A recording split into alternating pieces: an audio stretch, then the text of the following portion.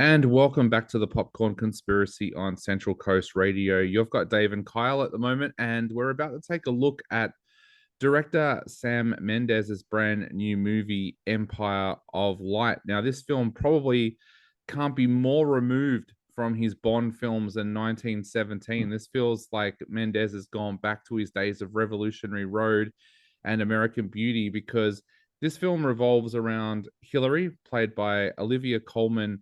It's set in the early 1980s, and she works in a cinema where she's having a kind of affair with her boss, Donald Ellis, played by Colin Firth, although you kind of are led to believe very early on that she does it more out of pressure with him rather than from him rather than anything that she wants to be involved with.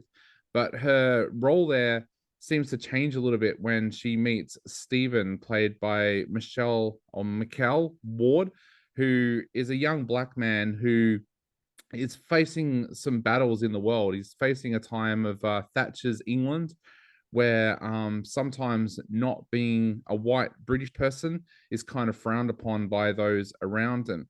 Now, this theatre that Donald runs, where both Hillary and Stephen works, it also has other staff. Norman, the projectionist, played by Toby Jones, and also Neil, played by Tom Brooke, who seems to notice absolutely everything that is going around in the theater. Now, soon, Hillary realizes that she has feelings for Stephen, something that she feels a little bit ashamed of because of just how much younger than he is. She also has some other things going on in her life as well. We'll try not to go into that territory too much because it could become a major spoiler. But I'm a pretty big fan of Sam Mendes's work. What did you think of Empire of Light, Kyle? I I enjoyed many aspects of it. I think that this was a movie that was made during COVID in some ways, and I think that Sam Mendes is really he has put together um a huge amount of talent to make this movie, like a lot of people behind the camera and in front of it. Um I just think there is a big problem with this being Sam Mendes's first his solo writing gig.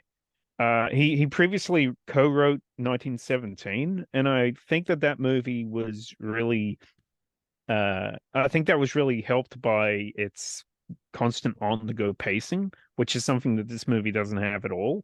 Yeah. And it's much more of a romance and drama and character piece, and it's a whole lot of different things, and it's touching on so many different aspects that I think the actual core story gets really muddled throughout the movie. It looks really beautiful because it has Roger Deakins as the cinematographer, and so there's some very beautiful shots in this movie of this the Empire Theater, like a real Art Deco kind of old style 100-year-old theater. And beautiful locations, some beautiful shots, but yeah, just story wise, I think it was really just a little bit too muddled in too many went in too many different directions to hold me. What did you think of it, David? Yeah, I found the same. I did really, really enjoy this film, and I love the storyline that revolving around Hillary. I think it's a great storyline, but I do think that Sam Mendes tries to put too much into this film. Mm. There's the political tension, there's the racial tension, there's the trouble with for Hillary. There's a touch of cinema is dying. Like there's a huge upstairs part of the empire that's been closed because of dwindling numbers and things like that. There seems to be so much going on in this film, and there's some weird things with this film as well. Like film is pretty much a romantic drama, but the soundtrack has been put together by Atticus Finch and Trent Reznor. Like Yeah. you normally associate them with more dramatic kind of films like a thriller or something like that. It seems kind of weird. And then when you listen to the music, it's probably the furthest away from Nine Inch Nails that Trent Reznor has ever done with a soundtrack because a lot of it is piano driven and like you would expect from a romantic drama. So there's a couple Mm. of surprises in here. The one thing though, I've been surprised a lot of people are saying about this film is that it's boring, because I did not find it boring. And I just wonder, is that people who know Mendes for 1917, or they know him for Spectre or Skyfall, so Hmm. they don't really remember what he was like before those big films. Because like I said in the intro, I feel that this film goes back to American Beauty or Revolutionary Road, when Mendes cemented himself as a really really good dramatic storyteller. Um, but yeah, I don't know. The As much as I love this film, I see faults in it as well. I love the whole history of cinema element to this film. I love that this is kind of Sam Mendes's love letter to cinema, and haven't we seen a few of those recently? Um, Yeah. yeah. But I love the shots of like uh Toby Jones's character's uh Projection projectionist booth. booth, yeah, Yeah. where he's got all the pictures of the films from over the years, and we get to see like the premiere of Chariots of Fire in this film. I love that element of this, but I do wonder whether or not Mendes has just tried to put too many other storylines into this film as well. Yeah.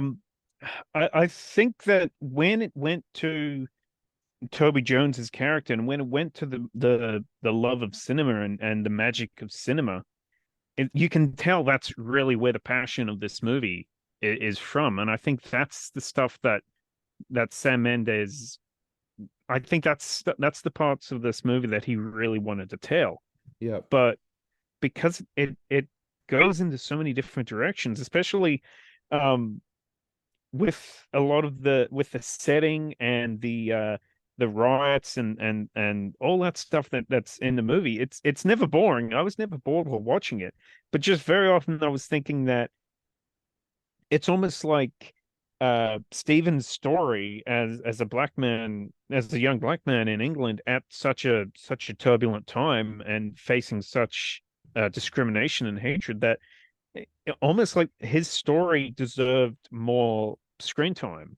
And it's almost like that takes away from the beauty of the cinema. It like they could tell that story could have been told in any setting. The setting of a cinema, it feels kind of removed from it. Did you feel the same way? yeah. I was kind of wondering whether or not Sam Mendes was trying to make a point of that though, because there's a number of times in this film when both Stephen and Norman says to Hillary that you work in a cinema, but you never watch any of the films. You need to go Yeah. and watch the films.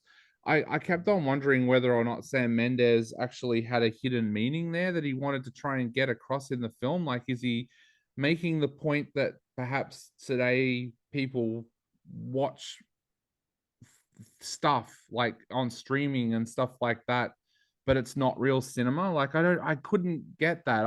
I would love to know if that was supposed to be a hidden meaning, but I just kept on getting this feeling that one of his points for this film was that people are watching cinema, but are they really watching cinema? I'd love Mm. to sit down with Sam Mendes and talk about that, just because I felt it was something that was mentioned a number of times through this film, to the point where Hillary starts to think maybe that's what I need to do. I need to go and watch a film. So I'd love to know what Sam Mendes' point was trying to be with that.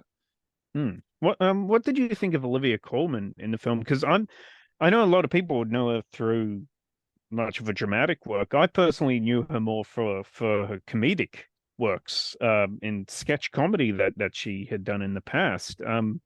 But I thought that she was wonderful in this, playing like a very conflicted and almost kind of a hard to like character at times. But a lot of it comes from her own personal issues and a lot of mental health issues, which is just another huge can of worms that this film takes on.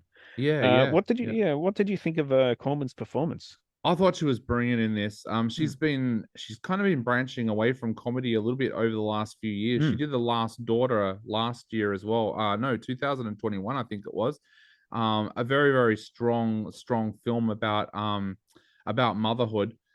She also did one ages ago that I really loved, Tyrannosaur. I think that was Oh like yeah. early, well, maybe like 2010, 2011, which was a heavily dramatic role as well. But she's entering that stage in her career now where she seems to be able to go from something heavy to something light really quickly. Like she did Joyride and stuff last year, and then she also did Puss in Boots, like where Mhm. she voiced a bear. So it feels like she's getting to that point in her career where she's willing to take some choices. But yeah, like I reckon from about 2010, 2011 onwards, she started to kind of move away from comedy, because I remember she did the Margaret Thatcher film The Iron Lady back in Mm. 2011 as well. So yeah, it feels like she's trying to go for a more dramatic side to her career, and I thought she was really, really good in this. Like, I don't know where this film sits with the American release dates to award season, but if this fell into that time when it could have been an award film for this year, I'm kind of surprised that she didn't get a nomination. But I yeah, believe it does fall into this year, but I believe the only nomination this film got was for Roger Deakins' cinematography, which is kind of expected. It's a Roger Deakins movie. It's going to get yeah, nominated. yeah. It kind of surprises me that she didn't get a nomination, because I thought her performance here was pretty powerful. So there was times when I was like really thinking, oh wow, Michelle Ward has got his work cut out for him here, because he's the poor guy is doing these romantic scenes with a veteran who is on top of her game with this film. So what did you think also of that kind of relationship there with the Colin Firth character Donald? Because I thought that was kind of interesting as well. It was handled very, very differently to the way that I thought it might have been. Well, what did you think of that relationship there between Hillary and Donald? Yeah, Colin Firth's character Donald in the movie is a lot more, a lot more unlikable than what you normally play Colin. Yeah, You yeah, normally see Colin Firth playing. It's almost in some ways you could kind of say he's, I mean, really taking advantage of Hillary throughout the yeah. movie. In more like they have like loveless trysts in the office daily, it would seem, but uh there's some information relayed later in the movie which almost makes you think that that's almost a form of abuse. Oh yeah, yeah, Um yeah, yeah. And yeah, so it's really dark, the reason why he feels yeah, he can do it. So yeah, yes. So like that was really an interesting part, but unfortunately I don't think the movie ever went into that. Like yeah, it did, it brushed upon it, and but yeah, I felt it was just another part of this movie that a lot of interesting themes throughout that sadly it just doesn't have the time to explore fully. yeah.